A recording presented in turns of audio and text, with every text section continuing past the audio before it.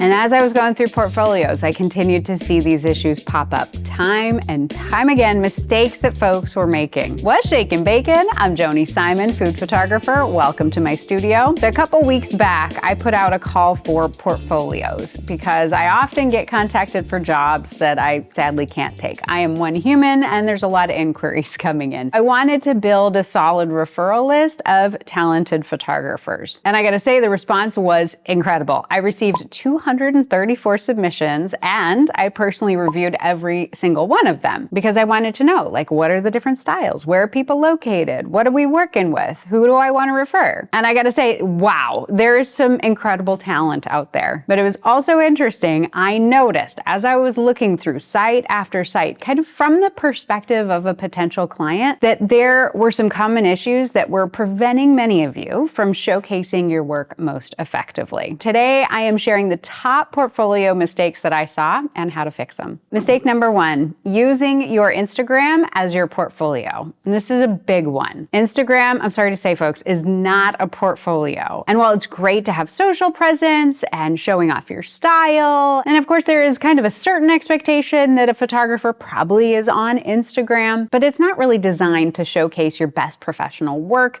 in a way that clients need to see it, right? Because the Instagram layout limits your options. Clients would have to scroll through everything chronologically as opposed to really seeing your best curated work. And so though I definitely believe in Instagram as a helpful tool as a professional, to me it's not a replacement for a professional portfolio website. And so if you're serious about getting hired, you want to build a business as a food photographer, you need a dedicated portfolio website where you control the user experience and the curated collection of images. So that moves into mistake number two, which is kind of similar, but for a specific subset of folks, is using your food blog as your portfolio. Now, some of you out there, food bloggers, have fantastic blogs with stunning work. Do not get me wrong here. But clients also don't want to have to hunt through blog posts to find examples of your photography unless they are looking to hire a food blogger for content creation, recipe development. Then in that case, a food blog is a great resource. But for photography dedicated clients, they need to see a streamlined portfolio page that really shows them exactly what you can do and the breadth of your work. All right, so mistake number three, and this surprised me how often I saw this one, because I will tell you right now, this is absolutely critical that you have your images above the fold. There were so many websites that I went through where I had to scroll down in order to see any images, that maybe there was some big header with your name and your logo, which is great, but that is not the most important. It is critical that as a prospective client, you need to be able to see a full image, or better yet, I would say several images immediately the moment I land on your website, that I don't need to scroll, I don't need to click, I don't need to do anything in order to see some standout images right away. That is our first impression, and we want to make it your beautiful work. For example, this page here, you can see multiple photos right out the gate. No need to scroll. There were just so many portfolios I reviewed that had text-heavy headers that, again, required scrolling down to see any actual photography. You have less than a second to make a first impression, so don't waste that precious above the fold, the area at the bottom of the page. This is an old reference to newspapers where it was most important to put whatever important thing above the fold because they folded the paper in half. And so it's the same idea on a website. We're going to scroll downward. We want all the most important things above the fold before we start scrolling. So speaking of scrolling, this is mistake number four. I could be totally wrong on this. Feel free to call me out in the comments section. But I am not a fan, and I have heard many other people agree with this, that I'm not a fan of a horizontal scrolling gallery. There were a significant number, and I just find them frustrating because you can't get through them quickly. Now, if you haven't experienced a horizontal gallery before, I'll link this template down below that's from a website builder so you can kind of see what I'm talking about. But I would say a horizontal gallery where you have to click through, they're unintuitive a lot of times. Sometimes it's hard to find, like, where's the button that I need to click to get to the next photo? They obviously require extra clicks for you to move forward. And it just makes it really difficult as, again, somebody who wants to take in your work quickly. I had 234 portfolios to go through. I didn't want to be spending all my time clicking. I mean, I did because I wanted to see the work,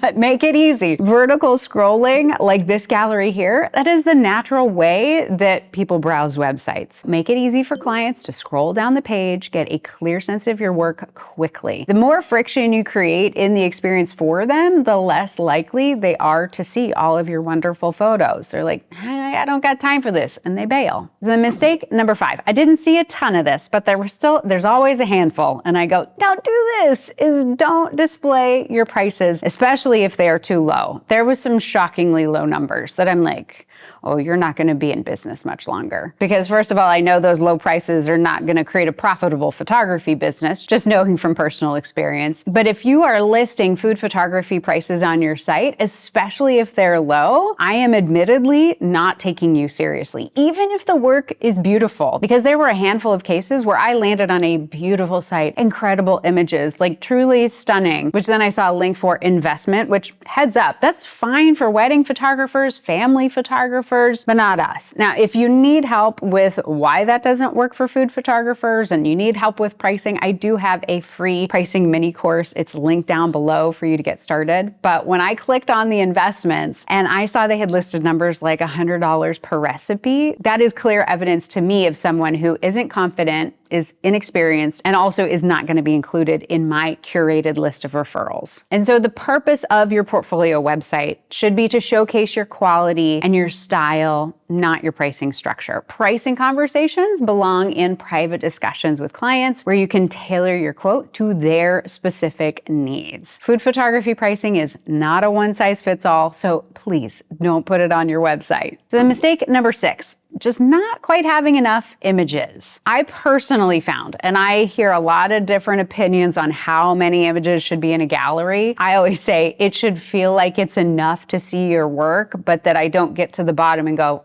oh, is that it? To me, less than 20 just doesn't feel robust enough to really demonstrate a photographer's range and consistency. And so my general recommendation is to have 20 to 30, possibly more, of your best images that showcase a variety in terms of style, lighting, composition, food types. Clients want to be able to see you can handle different challenges and maintain consistency and quality across different types of situations. So then number 7, and this is not a mistake so much as this is something that I noticed of what really set particular portfolios apart from the rest. Like what made them extra stand out, extra special? Because obviously lighting and color are critical, white balance, those are essential. But what really in my mind, when I really sat with it and noticed what separated the good from the great, it was food styling and composition. I noticed the portfolios that made me go, oh wow, were the ones where, yes, again, lighting, all the technical was on point, but the appearance of the food itself and the way that things were composed in the frame was especially well done. Those were the ones that grabbed me. If food isn't your expertise, if you are not a chef, or if cooking is not a part of what you do, well, definitely go find some stylists in your area to collaborate with, do some test shoots, and absolutely invest in your education related to styling and composition, study art history and those kinds of resources. Now, I am working on some resources in this department, so if you want to stay in the loop there, go ahead and hop on my email list linked below and I will keep you up to date. And so then the last major mistake I saw going on, number 8, is making navigation complicated. There are quite a few portfolios with just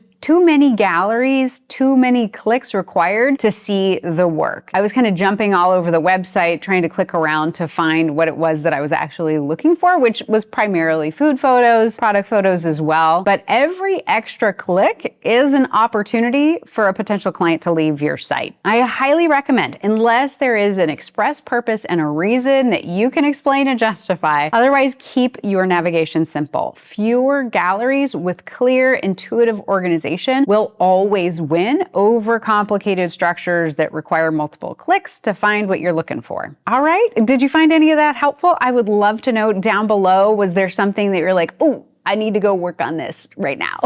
Let me know in the comments section below. And certainly if you have any questions, happy to help you out. Also, feel free to join us over inside of our community at community.thebiteshot.com. You can share your portfolio there, interact with other food photographers, help to continue to refine your business and your work. But thanks again for stopping by the studio. I hope you have a fantastic day. You stay out of trouble, and I'll see you soon, okay? Bye. Bye. Bye. Bye. Bye. Bye. Hope that audio worked.